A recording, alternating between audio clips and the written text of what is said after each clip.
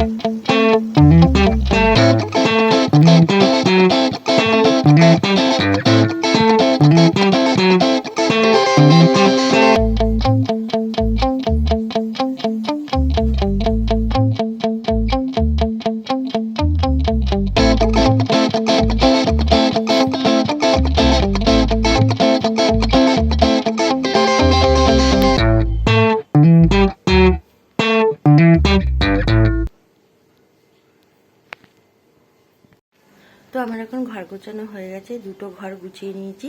এবার বাইরে যাব কাজ করতে, ঘর মুছবো, ঘর ঝাড় দেবো, বাসন মাজবো।